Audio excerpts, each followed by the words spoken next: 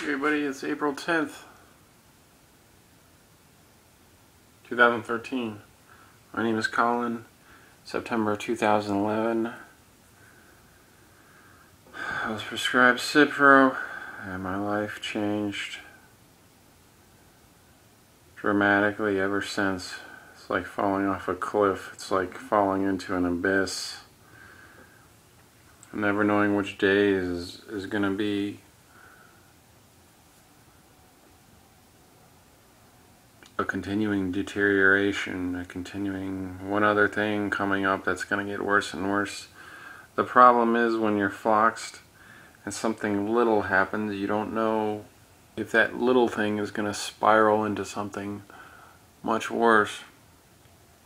Like today, just now, about an hour ago, I reached for the sink, and of course the one time I kind of reached violently for the sink, I mean, I don't know if that's possible, but I reached violently for the sink and the cabinet happened to be in the way. So I banged the hell out of my knuckle. And for a normal person, this would just be like, oh well, maybe it'll be a little sore, maybe I'll get a little bruise, it'll heal up. But when you're floxed, you just don't know. You know, you just don't know. You know, you don't have any collagen. You just rammed into cartilage and bone.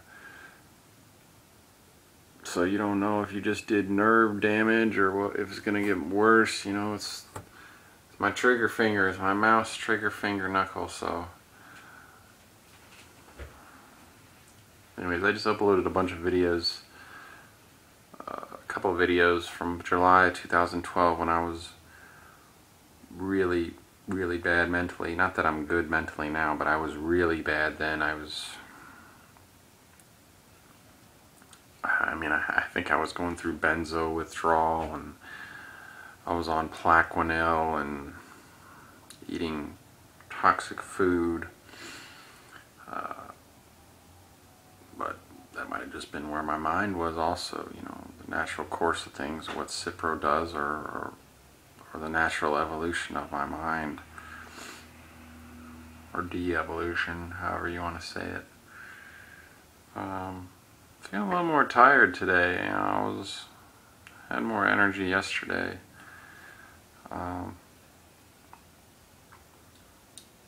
Still got the roid, but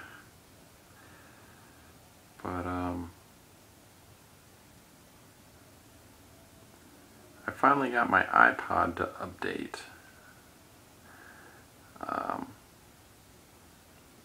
Finally, for some reason, my computer decided to recognize it. I think it was the cable, you know, I put a new cable on it and it finally recognized, and iTunes, you know, updated it. I gotta block out the sun. And took forever to update.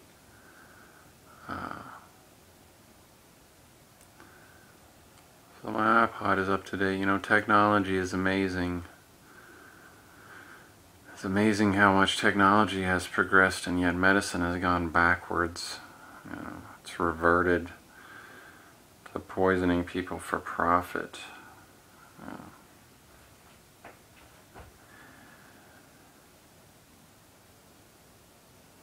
Boy, I should really think of topics.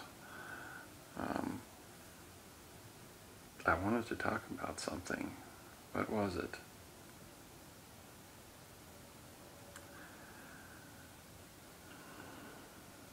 I think I'm going to try not eating as much. It's going to be difficult, but I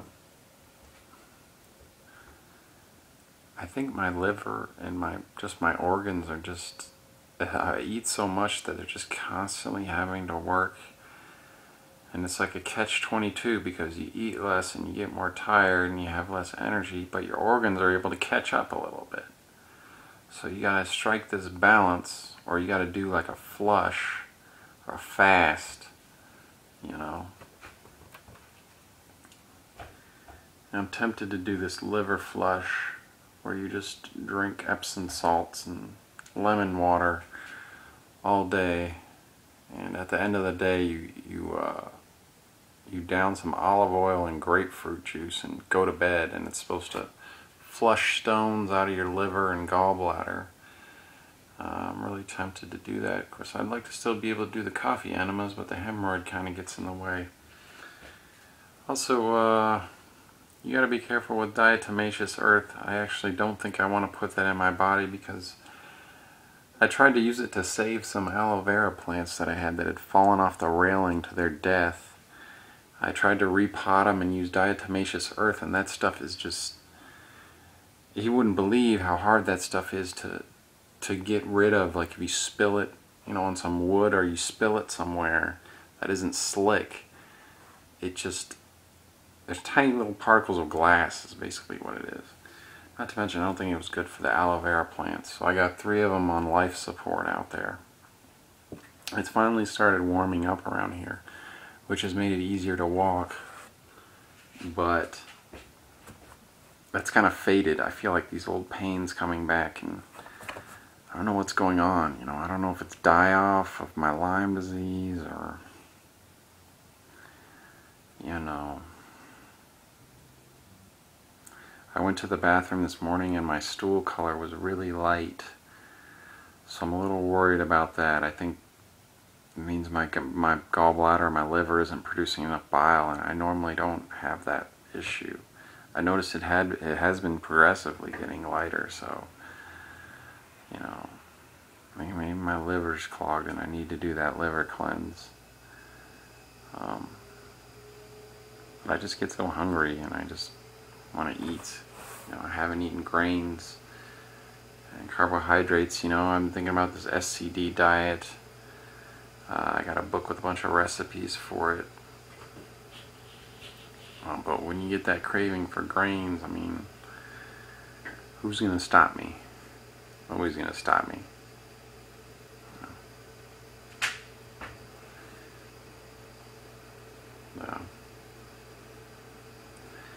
I don't know, I'm kind of at a weird point here in this journey, you know. Like, I have to keep myself busy all day to keep from... I can't sit down as much. I can't sit down on the computer as much. And I still obsess over things like my knuckle, you know. I don't know what I was thinking, you know, reaching so quickly for the sink. I never reach quickly for the sink. But the one time I do, there's a big ass cabinet in the way. The design is bad because, I don't know if you can see it. Yeah, you can see it from here. You can see there's the sink. There's the corner of the cabinet. It's right next to the sink. So you gotta make sure you kind of go underneath if you want to turn the sink on. Which I didn't. I just slammed the hell out of my knuckle onto that corner. Luckily I didn't draw blood, but it was like blunt force onto the joint.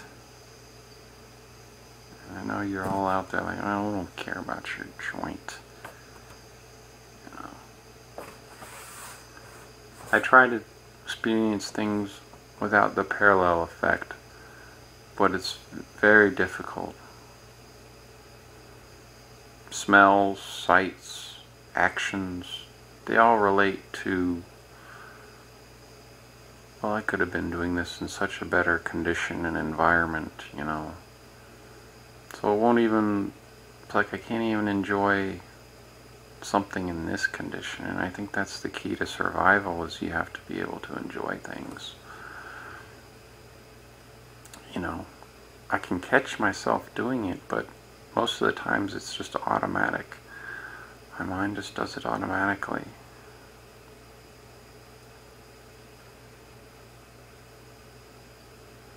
So I don't know what I'm going to do about that. I've also been losing a lot of weight. I mean, not a lot, but I'm 145 pounds. I'm 6'2", 145 pounds. And this is after I had eaten a lot, so almost like stuff just goes into my GI, sits in there, doesn't distribute to my body.